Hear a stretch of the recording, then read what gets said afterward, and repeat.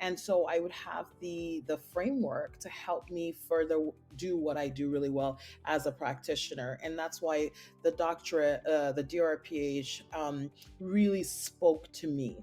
And I think sometimes people feel like the way to, once again, it's breaking the assumption that there are very specific ways to make impact in the health Yeah. ecosystem, Mm-hmm. either as a clinician or as a trained researcher with a PhD. The DRPH allows those of us that are practitioners that come from diverse fields, but really understand our role and importance in the health ecosystem and really want to impact population health. We have an opportunity as practitioners to learn at the highest level and to think through some of the methodologies, some of the pathways, and some of the systems changes that need to happen. And that's what really drew me to this program. And in particular Harvard, because I did look at various other programs Mm-hmm. in Europe and across the US. But I think why I gravitated towards Harvard the most was this leadership component. Yeah. I am biased. I believe that the world doesn't need more. Well, technocrats and technical skills are always needed, and Yeah. Mm-hmm. you have to honor that. I think the world needs better leaders, and I think that leadership is a skill, and I think leadership is a training. Mm-hmm. And I Yeah. am personally committed. Before Harvard, I considered myself a leader, but I am committed to the study of leadership so that I'm really serving people from a space that can be impactful. Yeah, and I think like you've also highlighted an incredibly powerful point, that we are at the stage where leadership dictates everything, whether in the developed world or most especially in developing countries. Most of our challenges is because of ineffective leadership. So the more we have people who are interested in really putting themselves at the forefront of leadership training, it would eventually yield more results. And as you said, and these days that the training between DrPH and even Ph.D, the differences has kind of become smaller because they are equally DrPH people who are doing a lot of technical work. There are also PhD people who are also doing a lot of practical work. But eventually, your passion and your interest would really highlight what or where you end up. And I think you've really explained why DrPH was a better fit for you. And I know you kind of highlighted the leadership component in Harvard, but for people who are applying to different DrPH programs, being at Boston or Emory or Hopkins. I know Hopkins DrPH is mainly a hybrid kind of DrPH where most of the component is done online, is done virtually.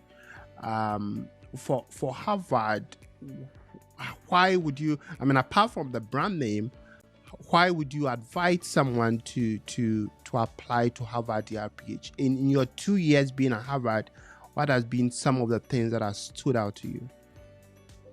One, I'm a mid-career, professional, and I think to stop to make the decision that you're going to take 3 years, possibly 4 years of a break in your career to study is it must be carefully thought out. Like we're not, I'm not fresh out of my undergrad. I'm not like in my 20s. I'm like life. I'm in the thick of life. Yeah. You're pivoting into senior management. You're rising in your career. It's a huge commitment. Mm-hmm. And so I wanted to be in a place where yes, there's the brand name, but it was a place where there are, I think, some of the greatest minds gravitate to, Mm-hmm. produce research from. There's a network that is really incredible that I really wanted to tap into. I'm not very good at doing remote work. You have to know who you are as a person. I can't study virtually. It doesn't Yeah. work I really wanted the in-person option. I also wanted to be able to tap into the various schools across Harvard, have the opportunity to go to the, to the business school, to the Kennedy School, to the divinity school. One of my favorite classes actually happened in the education school, Mm-hmm. and it intersected with me being a brand new mom and really thinking about early childhood education. And I never had thought about it before in my health work. So those were some of the reasons why I wanted to go. And the last reason is I part of this opportunity was to think. Um, when you are unable to fully work full time in the traditional sense, and there's this huge component of full time school in your life, there are incredible moments for me in the last 2 years where I've been able to really think about my values, my passion, and my skills and their alignment. I've had the opportunity to think about what pivoting in my career may look like.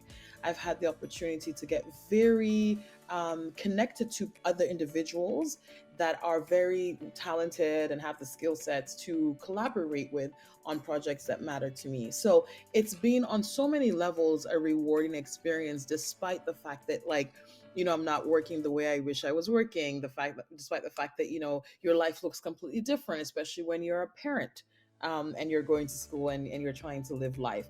But I think these very in-person opportunities to think, to connect, to collaborate, are priceless. And to Mm-hmm. me, and they really reaffirm my decision and my gratitude for being accepted into this program and have the opportunity to bring a piece of the continent, Yeah. and our challenges and our opportunities, and to brainstorm around that, in a place like Harvard. Yeah. Yeah. Okay. So, and for international students, one of the reasons why people oftentimes apply to a PhD, even if they are in their professional experience, they would have been more suited to a DrPH, is the issue of funding, right? They Yeah. know for a PhD, if you get admitted into a good program, most likely you'll be funded, right? But how is the mechanism at Harvard like for an international student? Uh, are you automatically given funding for your program, stipend? How does that work? Look, let me, before I answer that question directly, I think that there's two things. This comparison between PhD and DRPH, their levels, like there's still opportunity for us to get clear. So a lot of people still don't understand that I am a doctoral student, Mm-hmm. right? They immediately say you're a PhD student, and Yeah. we automatically assume that being a PhD student is a little bit higher than being Uh-huh. a doctoral student, Yeah. which is, we know the truth. I don't think that's the case in any Mm-hmm. way. I think that it's a difference in training. And the training is with a PhD student, as you all know, is the rigor of research, Mm-hmm. and a pathway into academia. Yeah. Whereas with us, we still get the same training, or a significant amount of training in research and methodology, yet we are able to take all of the theory and actually develop something that has more of a practical application. And like you're saying now, it's so blurry, wherein you've got Yeah. doctoral students who are actually, doing a lot of research. And because there are so many areas of similarities, I find it very unfortunate that from the funding area, DRPH students continue to suffer.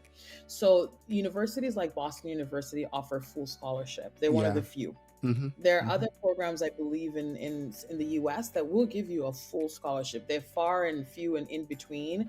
And when you look at their curriculum, I actually just think they're PhD programs. Like, this is what I actually think. I'm like, this might as well just be a PhD program. I'm trying to Yeah. understand the component that has more of a, but okay. But for Harvard, I got a 50% scholarship.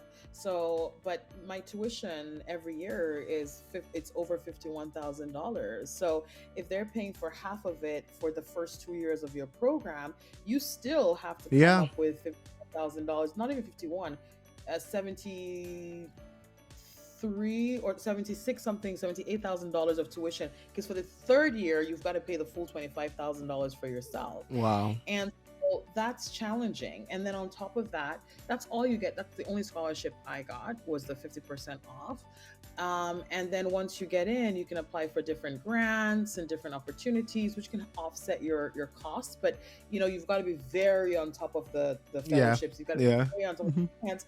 Otherwise, but when you're declaring as an international student, because I'm not a US citizen, when you're declaring and looking for your visa, you have to prove that you have money for the 3 years of tuition, as well as your living expenses, which, if you think about your living expenses for 3 years, you're going over $150,000. And so, how I have funded my education is that I have taken loans. Hmm. So we do have as students the opportunity to take loans. So by the time I graduate, I'm going to be about $75,000 in debt, Yeah. Yeah. right? Hmm. And that's really hard to swallow because I don't get a stipend. I leave in debt. And sometimes the fellowships that you get, they don't go towards tuition. They go towards research. They go towards travel for your research. They go towards, just surviving because it's so expensive in a place like Boston. So it is it is not an easy choice Yeah. to do a A DRPH. DrPH. You That's true. really have to want to do it. Yeah, most certainly, most certainly. And